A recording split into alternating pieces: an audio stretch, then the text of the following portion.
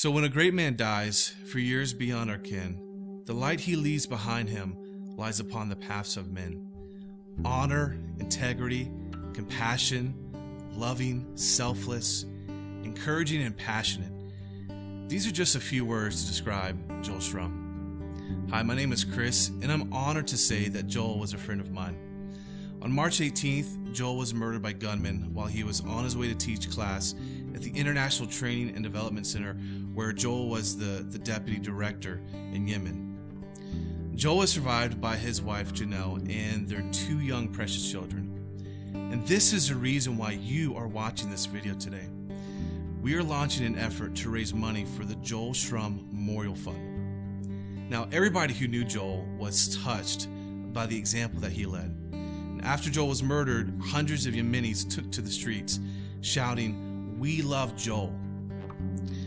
Here are some of what Joel's close friends remember about him. You know, Joel was just one of those incredibly rare, compassionate, caring, and very passionate men. And it was an honor and privilege to know him. He was the kind of guy who he didn't necessarily speak out a lot. He wasn't very vocal in all situations, but when Joel did speak, you always knew it was wisdom and that he cared, and you'd want to listen to what it is that he had to say.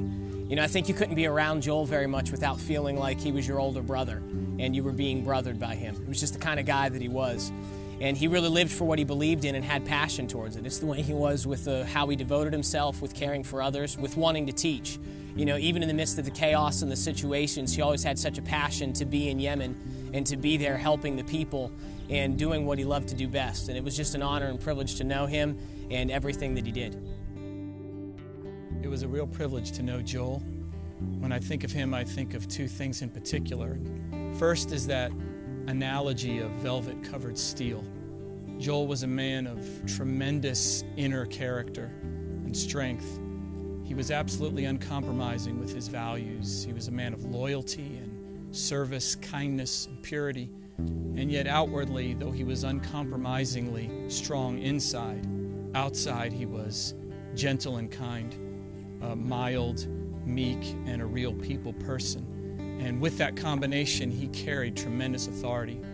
And he was just a man who lived in his own quiet way, out loud, with great strength and principle and focus and purpose. And the second thing that reminds me of Joel is similar, and it's a wisdom that he lived by. But it's not a typical wisdom, because for him, success was not in achievement, but in service. And becoming something great was not found in pushing his way forward, but rather laying his life down. And that's exactly what he did for the Yemeni people. To make their lives better, he laid his life down and lived with that kind of purpose and that kind of integrity. And I just know in my heart that the world was a better place while he was in it. And it's going to be a better place because he was in it. It wasn't all that long ago when Joel and Janelle were at our house sharing a meal with my family.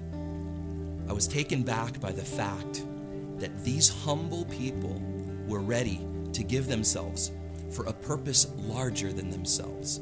They went overseas to help a people. They went overseas to give of themselves, to give life for others. And the thing that's amazing to me, that in the giving of life, Joel actually lost his life, but he was a man who lived with a purpose, because life to him was being able to give what he had to others, no matter what the cost or what the consequence. It's a privilege for me to be part of this project, because Joel and Janelle and their family are a family that lived for something bigger than themselves. If I could say one thing about Joel Shrum, it would be that he was a man of purpose. Being a close family friend of his brother and sister and their spouses, as well as going to school with Joel, I had the opportunity to be around him quite often.